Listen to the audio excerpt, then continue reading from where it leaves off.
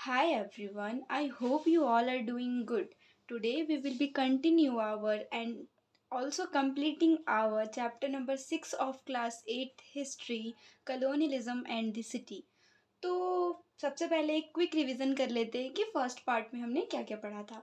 तो सबसे पहले हमने पढ़ा था कि लेट 19th सेंचुरी में और शुरुआत सॉरी लेट 18th सेंचुरी में और शुरुआत के 19th सेंचुरी में क्या हुआ, इंडिया में डी अर्बनाइजेशन होने लगा था। मतलब कि जो लोग थे जो ओल्ड सिटीज़ में रहा करते थे जैसे कि सूरत, सेरिंगापट्टम, फिर मछलीपट्टम, तो ये सब सिटीज़ में जब लोग यहाँ से माइग्रेट करने लगे थे न्यू सिटीज़ के तरफ, जैसे कि बॉम्बे, उसके बाद मद्रास हो गया, फिर कैलकटा हो गया, तो ये तीन प्रेसिडेंसीज हुआ करता था ब्रिटिश ईस्ट इंडिया कंपनी का। तो अगर आपको क्वेश्चन आ जाए कि name three presidencies of British east India company, तो बॉम्बे, मद्रास एंड कैलकटा। तो लोग यहाँ माइग्रेट करने लगे और जो ओल्ड सिटीज़ में वहाँ पे धीरे धीरे जो मैन्युफैक्चरिंग का काम था वो भी धीरे धीरे कम होने लगा, वो डिक्लाइन होने लगा।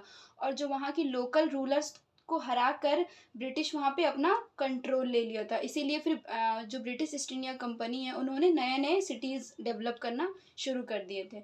उसके बाद क्या हुआ कि उसके बाद धीरे धीरे ब्रिटिश ईस्ट इंडिया कंपनी का कैपिटल उस वक्त कैलकटा हुआ करता था। तो ब्रिटिश कंपनी समझ चुकी थी कि दिल्ली का इम्पोर्टेंस क्या है, तो दिल्ली से जो बहादुर शाह जफर है उनको हटाकर बुर्मा के रंगून जेल में भेज दिए थे। और 1911 में जब जॉर्ज वी को किंग जॉर्ज वी जब इंग्लैंड में उनको रूल करने का जब उनको क्राउन किया गया, जब वो किंग बने इंग्लैंड में, तो उनके खुशी के लिए, उनके सेलिब्रेशन के लिए इंडिया में दरबार ऑर्गेनाइज किया गया, वो भी दिल्ली में। और ये अनाउंस कर दिया गया कि अब ब्रिटिश अपना कैपिटल कैलकटा से दिल्ली शिफ्ट कर देगा 1911 में।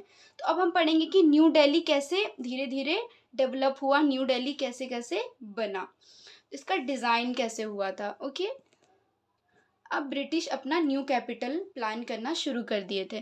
तो जो न्यू दिल्ली है उसको 10 स्क्वायर माइल में कंस्ट्रक्ट किया गया था। ठीक है, कहाँ पे? रेजिना हिल, नॉर्थ की तरफ रेजिना हिल है, वहाँ पे कंस्ट्रक्ट किया गया था।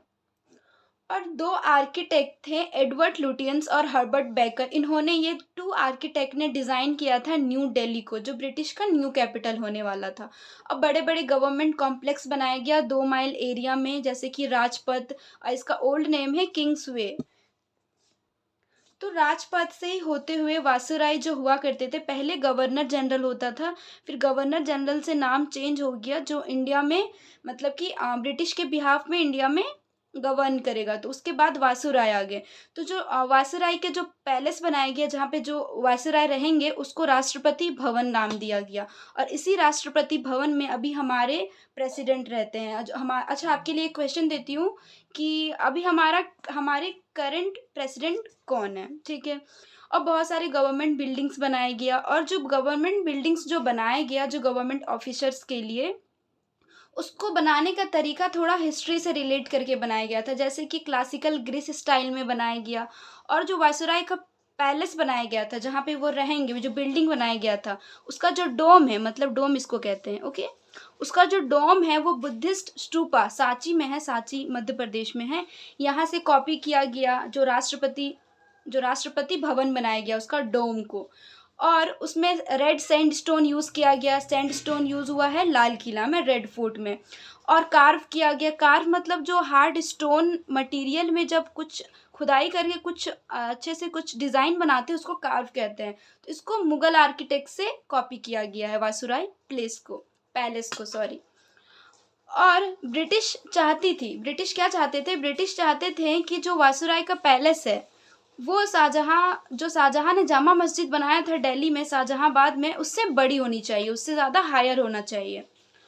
तो अब हम पढ़ेंगे कि दिल्ली अलग कैसे था, मतलब कि जो न्यू दिल्ली बनाया गया था वो शाहजहांबाद से अलग कैसे था।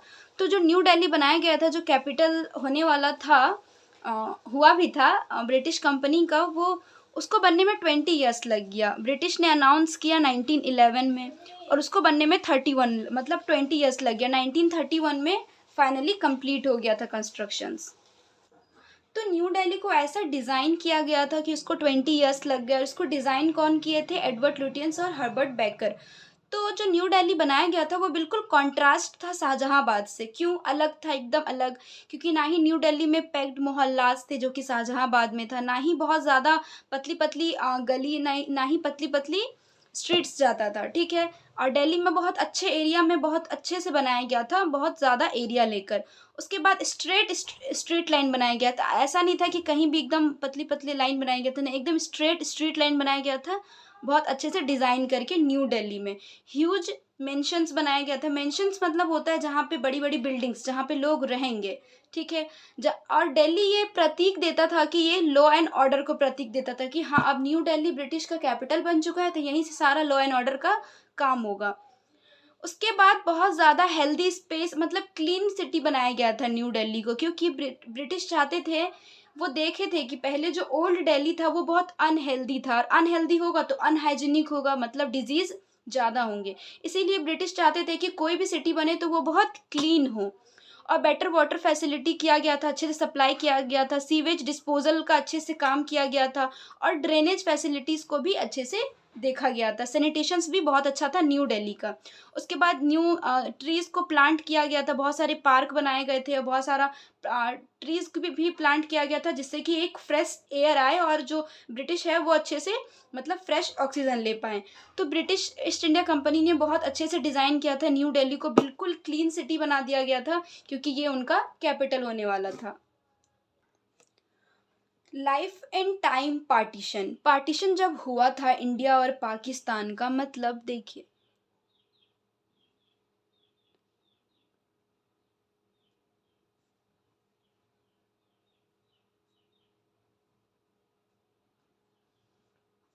तो जब इंडिया और पाकिस्तान का ये पार्टीशन हुआ था, इसको रेड क्लिफ लाइन कहते हैं। जो ये लाइन है इंडिया और पाकिस्तान के बीच में, ठीक है? तो ये पाकिस्तान है, ये इंडिया है। जब पार्टीशन हुआ था 1947 में, तो बहुत सारे लोग माइग्रेट करके चले गए थे दोनों ही साइड से। जो पाकिस्तान में जितने ही नॉन मुस्लिम्स थे वो इंडिया आ गए थे, और इंडिया में जितने ही मुस्लिम्स थे वो पाकिस्तान माइग्रेट चल करके चले गए थे। तो जितने ही लोग पाकिस्तान से माइग्रेट कर रहे थे वो दिल्ली आ रहे थे, ठीक है? तो दिल्ली का पॉपुलेशन बहुत ज़्यादा बढ़ गया था, जॉब भी चेंज हो गया था, क्योंकि जो यहाँ पे लोग काम करते थे वो यहाँ पे उनको डिफरेंट जॉब मिलने लगा था, और कल्चर भी डिफरेंट हो गया था। मतलब कि दिल्ली में उस वक्त मुस्लिम्स ज़्यादा थे, तो दिल्ली से सब माइग्रेट करके मुस्लिम यहाँ चल गए, नॉन मुस्लिम्स यहाँ आ गए, जैसे कि पंजाबी भी यहाँ आ गए थे, पंजाब के लोग। तो यहाँ पे बहुत ज़्यादा ही कल्चर चेंज हो गया था, और बहुत ज़्यादा कॉन्फ्लिक्ट्स भी हो गया था, मतलब राइटिंग, मतलब कि जो दंगे फसाद होते हैं वो भी शुरू हो गया था, ठीक है? तो क्या हुआ, पार्टीशन के टाइम पे 1000 से भी ज़्यादा लोग मारे गए थे दिल्ली में। जब पार्टीशन हुआ तो दिल्ली में जितने लोग मुस्लिम्स थे, तो मुस्लिम को मारा जा रहा था यहाँ पे इंडिया में, और पाकिस्तान में नॉन मुस्लिम को मारा जा रहा था। दिल्ली में बहुत ज़्यादा सबके घर को लूट लिया जा रहा था, तो मुस्लिम्स दिल्ली छोड़कर पाकिस्तान चले गए थे, और हिंदू और सिख, जितने हिंदू थे पाकिस्तान में, सिख थे, वो दिल्ली माइग्रेट करके चले गए थे, और दिल्ली एक रिफ्यूजी, बहुत बड़ा रेफ्यूजी सिटी बन चुका था।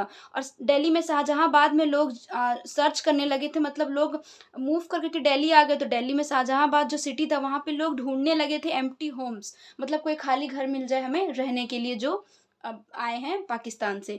उसके बाद दिल्ली के 2/3 मुस्लिम्स थे, वो माइग्रेट करके चले गए थे पाकिस्तान, मतलब कि 44,000 होम्स, मतलब अपने घरों को छोड़कर पाकिस्तान माइग्रेट करके चले गए थे। तो जो दिल्ली है वो रिफ्यूजी सिटी बन चुका था, क्योंकि दिल्ली के पॉपुलेशन में 100 टेंस 100,000 10,000 लाख 5 लाख पॉपुलेशन और इंक्रीज हो गया था। दिल्ली का पॉपुलेशन बहुत ज़्यादा बढ़ गया था, ज़्यादा से ज़्यादा लोग माइग्रेट करके पंजाबी आए थे, ठीक है? और वो कैंप्स में रहना शुरू कर दिए थे। दिल्ली में जितने स्कूल था वहाँ पे रहना शुरू कर दिए थे, क्योंकि इतना ज़्यादा दंगे फसाद हो रहा था कि उस वक्त स्कूल, कैंप, गार्डन, ये सब सब बंद था, सब अपने अपने घरों में छुप कर बैठे हुए थे, क्योंकि बहुत ज़्यादा ही कॉन्फ्लिक्ट हो गया था पार्टीशन के टाइम पे। और लोग न्यू न्यू घर भी बनाना शुरू कर दिए थे जो माइग्रेट करके दिल्ली में आए थे। उसके बाद कुछ खाली घर मिल रहा था किसी को, तो वहाँ पे वो रहना शुरू कर दिए थे। तो जो बहुत सारे लोग माइग्रेट करके दिल्ली, सपोज़ करें बहुत सारे लोग पाकिस्तान से माइग्रेट करके एक एरिया में 1000 लोग हैं, तो ये लोग अपना एक कॉलोनी बना दिए। तो बहुत सारे कॉलोनी भी बनेंगे, लाजपत नगर, तिलक नगर, ठीक है? और यहाँ पे बहुत सारे शॉप, स्टॉल, स्कूल, कॉलेजेस बनना शुरू हो गया था, क्योंकि अब तो वो लोग पाकिस्तान दोबारा रिटर्न नहीं कर सकते, तो ये लोग समझ चुके थे कि अब हमें कैसे भी करके यहीं पे गुजारा करना होगा। तो पार्टीशन के टाइम पे एक बहुत टफ टाइम था हमारे लिए, बहुत ज़्यादा ही एक बहुत सैड टाइम था, हम कह सकते हैं वो बहुत सैड मेमोरी था हमारे लिए 1947 का पार्टीशन। तो जो लोग माइग्रेट करके आए थे, जो वो लोग का ऑक्यूपेशन कुछ अलग था, वो लोग कुछ और काम करते थे। जो इंडियन मुस्लिम्स थे वो आर्टिशंस थे, ट्रेडर्स थे, लेबर्स थे, वीवर्स थे। लेकिन जो दिल्ली में और लोग माइग्रेट करके आए थे, जैसे कि पंजाबी, सिख और नॉन मुस्लिम्स, तो वो लोग लैंडलॉर्ड्स थे, लॉयर, टीचर्स, ट्रेडर और शॉपकीपर। तो बहुत ज़्यादा ऑक्यूपेशन में डिफरेंस होने की वजह से लोगों को न्यू जॉब ढूंढना पड़ा था। जैसे कि मतलब पार्टीशन हुआ तो लोगों का रहने का तरीका ही पूरा चेंज हो गया, क्योंकि लोग वहाँ पे अलग कल्चर में रहते थे, यहाँ पे अलग कल्चर हो गया, यहाँ पे अलग ऑक्यूपेशन हो गया, रहने का टेस्ट अलग हो गया। तो न्यू जॉब ढूंढने लगे, जैसे कि hawker, vendor, street vendors, carpenter, new business start करने लगे कोई कोई, या तो फिर आयरन स्मिथ बन गए। तो ओल्ड दिल्ली में उस वक़्त उर्दू कल्चर था, मतलब क्या है कि दिल्ली में उस वक़्त ज़्यादातर मुस्लिम रहा करते थे, क्योंकि वहाँ मुग़ल ज़्यादातर रूल किए हैं, तो वहाँ पे मुस्लिम ज़्यादा रहा करते थे। लेकिन जब पार्टीशन हो गया और मुस्लिम लोग माइग्रेट करके पाकिस्तान चले गए, तो दिल्ली में न्यू टेस्ट आ गया, क्योंकि सिख आ गए वहाँ पे, पंजाबी आ गए, नॉन मुस्लिम्स आ गए ज़्यादा। तो वहाँ का फूड चेंज हो गया, ड्रेस चेंज हो गया और आर्ट भी चेंज हो गया दिल्ली का। तो अब हम पढ़ेंगे कि पार्टीशन के टाइम पे ओल्ड दिल्ली में क्या हो रहा था, ओल्ड ओल्ड सिटी में क्या हो रहा था। Old city I mean Shahjahanabad में क्या हो रहा था, जो शाहजहां ने डिजाइन किया था, इसको कंस्ट्रक्ट करवाया था। तो जो शाहजहाँ ने बहुत सारे ड्रेनेज फैसिलिटीज़ को अच्छे से किया हुआ था, जिससे कि केनाल्स बनाया गया था, जिससे कि लोगों के घरों में फ्रेश वाटर पहुँचता हो, और डोमेस्टिक यूज़ के लिए लोगों के घरों में फ्रेश वाटर पहुँचता हो, डोमेस्टिक यूज़ मतलब घर के कामों के लिए। उसके बाद बहुत सारे वेल्स बनाए गए थे, चैनल्स बनाए गए थे, लेकिन बहुत सारे कुएँ बनाए गए थे, उसको तोड़ दिया गया, फिर चैनल्स को रिमूव कर दिया गया, और जो भी चैनल हाउस होल्ड की तरफ जा रहा है उसको रिमूव कर दिया गया, और जो पानी है, जो वाटर है, वो कहीं से भी बह रहा है, और वाटर को कट कर दिया गया था। तो पॉपुलेशन बहुत ज़्यादा बढ़ गया था, और वो मतलब ड्रेनेज फैसिलिटीज़ बिल्कुल ख़त्म हो गया था। तो पॉपुलेशन बढ़ने की वजह से बहुत ज़्यादा प्रॉब्लम हो गया था शाहजहाँबाद में, क्योंकि जितने भी वेल्स थे, चैनल्स थे, उसको ब्लॉक कर दिया गया था। तो चैनल्स को तोड़ देने के बाद क्या हुआ कि इतने सारे पॉपुलेशन अब करेगा क्या? पानी नहीं आ रहा है, अब लोग करेंगे क्या? तो बहुत ज़्यादा लोग परेशान हो गए थे। तो 19th सेंचुरी में जो ड्रेन्स है, वो शाहजहानी उसे कहा जाता था, उसको क्लोज़ कर दिया गया था, न्यू सिस्टम लाया गया था, क्योंकि पॉपुलेशन बहुत ज़्यादा था। और जो वेल्दियर लोग थे शाहजहाँबाद में, वो कंप्लेन कर रहे थे कि इतना ज़्यादा ओवर पॉपुलेशन है, और हम लोगों को केनाल और फिर ड्रेनेज फैसिलिटीज़ नहीं है, तो हमें फैसिलिटीज़ दो। तो क्योंकि इतना फ्लोइंग ड्रेन्स कौन बर्दाश्त करेगा। तो दिल्ली में क्या हुआ, दिल्ली में जो म्युनिसिपल कॉर्पोरेशंस थी, वो ज़्यादा स्पेंड नहीं कर रही थी, मतलब जो म्युनिसिपल कमेटी थी, वो दिल्ली में ड्रेनेज सिस्टम के लिए ज़्यादा खर्च नहीं कर रही थी। क्यों? क्योंकि वो मिलियंस, मतलब कि लाखों से ज़्यादा पैसा वो न्यू दिल्ली में स्पेंड कर रहे थे। जैसे कि ओल्ड दिल्ली में ज़्यादा ध्यान नहीं दे रही थी म्युनिसिपल कमेटी। क्यों? क्योंकि उनको ओल्ड दिल्ली से कोई मतलब नहीं था, न्यू दिल्ली से इसलिए कर रहे थे कि न्यू दिल्ली ब्रिटिश का कैपिटल बनने वाला था। इस वजह से सारा पैसा कहाँ पे लगा दिए थे ये लोग? न्यू दिल्ली को डिज़ाइन करने में और न्यू दिल्ली के ड्रेनेज सिस्टम में। अब हम पढ़ेंगे द डिक्लाइन ऑफ हवेलीज। जो हवेली था, मुगल टाइम पे बहुत सारा हवेली हुआ करता था, वो कैसे डिक्लाइन हो गया। तो जो मुगल के एरिस्टोक्रेसी थे, मतलब जो अच्छे मतलब मालदार लोग थे, जैसे कि बहुत सारे अमीर लोग थे, लैंडलॉर्ड्स लोग, मुगल्स के टाइम पे वो लोग हवेलीज में रहा करते थे। जैसे कि 100 से ज़्यादा हवेली था दिल्ली में। तो बहुत सारे court yards, mentions, world city रहा करता था, मतलब जो हवेली होता था उसके बाहर बाहर वॉल किया जाता था, किलेबंद, की वो लोग सेपरेट रहते थे। तो बहुत सारे हवेलीज था। तो हवेली के एंट्रिंग में ब्यूटीफुल एक गेटवे था, मतलब एक अच्छा सा ब्यूटीफुल गेट था हवेली के सेंटर में घुसते ही। उसके बाद कोर्ट यार्ड्स था, सब पब्लिक रूम्स था, मतलब कि जो पब्लिक के लिए जो विजिटर्स आते थे किंग किंग से मिलने के लिए, या फिर कोई भी वेल्दियर लोग से मिलने के लिए, तो उनके लिए भी रूम था, स्पेशली मेल के लिए। और जो फीमेल है उनके लिए अंदर में कोर्टयार्ड हुआ करता था, अंदर में उनके लिए सेपरेट रूम हुआ करता था वुमेन के लिए। तो यहाँ पे सेपरेट किया जाता था मेल और वुमेन को। ठीक है। एक कम्स अल्दीन खान्स का हवेली था। इनका हवेली बहुत अच्छा स्ट्रक्चर, मतलब बड़ा सा हवेली था। ठीक है। इनका अपना खुद का कार ड्राइवर थे, इनके खुद के ड्राइवर थे, हाउस टेंट, पीचर, सब लोग यहाँ पे रहा करते थे। और जो टॉर्च बियरर होते हैं, जो मशाल लेकर नहीं, इसमें आग जलता है उसको लेकर जो घूमते हैं, वो भी यहीं पर रहा करते थे। और जो अकाउंटेंट्स, क्लर्क, सबके लिए सेपरेट रूम इन्होंने बनवा दिया था अपने हवेली में। जो सर्वेंट्स जिनके यहाँ काम करते थे उनके लिए भी सेपरेट रूम बना दिए थे। तो ये सारी हवेलीज को जो मुगल के अमीर थे वो मेंटेन नहीं कर पा रहे थे, इसलिए वो क्या कर रहे थे, जब इनके डेथ के बाद, मतलब जो भी एरिस्टोक्रेट्स जो उनके डेथ हो जाता था उसके बाद, वो सारा कुछ अमीर हुआ करते थे, मतलब नोबल मैन, वो उसको मेंटेन नहीं कर पाते थे, जिनका बिल्डिंग हुआ करता था वो भी। तो वो या उसको क्या कर देते, उसको सेल कर देते थे, उसको बेच देते थे, या तो फिर उसके फ्रंट में शॉप या फिर वेयर हाउस बना देते थे। ठीक है। तो धीरे धीरे हवेली था वो धीरे धीरे डिक्लाइन हो गया, क्योंकि मुगल ही डिक्लाइन हो गया था, मुगल को ही खत्म कर दिया गया था। तो ब्रिटिश ने हवेली को भी धीरे धीरे खत्म कर दिया। तो कॉलोनियल रूल में हवेली जैसे डिक्लाइन हो गया, वैसे वैसे बंगलो बनाना शुरू हो गया था। बंगलो ज़्यादा बड़ा नहीं होता था, ये वन न्यूक्लियर फैमिली के लिए होता था, क्योंकि ज़्यादा बड़ा बिल्डिंग नहीं बनाया जाता था। बंगलो एक सेपरेट एक फैमिली के लिए होता था। तो एक लार्ज सिंगल स्टोर रूम हुआ करता था, पिच रूफ होता था, पिच रूफ ऐसे करके बंगलो बनाया जाता था। ये जो रूफ था ये पिच हुआ करता था। ठीक है। 1 या 2 एकड़ की ज़मीन में बनाया जाता था। सेपरेट लिविंग रूम होता था, dining room, drawing room, bedroom, veranda, सब कुछ सेपरेट हुआ करता था बंगलो में। सेपरेट रूम होता था सारे फैमिली मेम्बर्स के लिए। जो किचन में काम करती, जो सर्वेंट्स, वो लोग के लिए भी सेपरेट रूम हुआ करता था। और जो वुमेन्स थे वो वरांडाज में, मतलब जो वरांडा हुआ करता था वहाँ पे बैठकर सुपरवाइज करती थी कि जो टेलर्स है और जो भी अदर सर्वेंट्स है वो अच्छे से काम कर रहे हैं या नहीं। तो जो बंगलो बनाया गया था कॉलोनियल पीरियड में, जो ब्रिटिश लोग वहाँ पे रहेंगे, ब्रिटिश ऑफिसर्स, वो हवेली से डिफरेंट बनाया गया था। Now the municipality began to plan, मतलब कि अब देखिए ओल्ड दिल्ली में इतना ज़्यादा प्रॉब्लम होने लगा था, क्योंकि ओल्ड दिल्ली में 90% मतलब 90% पर एकड़ में रहते थे। ये फॉर एग्जाम्पल ये 1 एकड़ है, यहाँ पे 90 लोग रहते थे। लेकिन न्यू दिल्ली में क्या था, जहाँ पे ये ब्रिटिश का कैपिटल बना था, वहाँ पे 1 एकड़ में 3 पर्सन रहते थे, ओनली 3। तो आप देख सकते हैं कि ओल्ड दिल्ली कितना क्राउडेड था, पुअर कंडीशन था ओल्ड दिल्ली का। तो 1818 में एक नया स्कीम लाया गया, लाहौर गेट इम्प्रूवमेंट स्कीम। इसको रॉबर्ट क्लर्क ने प्लान किया था। तो रेजिडेंट्स यहाँ से दूर जा रहे थे ओल्ड दिल्ली से, क्योंकि बहुत पुअर हो गया था, फैसिलिटीज़, सैनिटेशंस नहीं है, ड्रेनेज फैसिलिटीज़ नहीं है। तो वहाँ पे न्यू टाइप ऑफ मार्केट बनाया गया, स्ट्रीट्स को दोबारा रीडेवलप करना गया, शॉप्स बनाए गए, ग्रिड पैटर्न में बनाया गया स्ट्रीट्स। उसके बाद लैंड को डिवाइड किया गया और इन्होंने एक सिटी डेवलप करवाया, रॉबर्ट क्लर्क एक सिटी बनवाए, जो एक स्कीम सेटअप किया गया था, लाहौर गेट इम्प्रूवमेंट स्कीम, इसके अंडर कलर्कगंज। तो कलर्कगंज एक सिटी, लेकिन ये इनकम्प्लीट रहा क्योंकि इसको पूरा नहीं किया गया, क्योंकि यहाँ पे पुअर वाटर सप्लाई था, ड्रेनेज भी बहुत पुअर था। ये कलर्कगंज, ये बहुत इनकम्प्लीट इसका डेवलपमेंट हुआ। उसके बाद एक दिल्ली इम्प्रूवमेंट ट्रस्ट, इसको सेटअप किया गया, ठीक है, म्युनिसिपल कॉरपोरेशंस के द्वारा, दिल्ली इम्प्रूवमेंट ट्रस्ट 1936 में। क्यों इसको सेटअप किया गया कि एक नया नया एरियाज बनाया जाए ओल्ड दिल्ली में।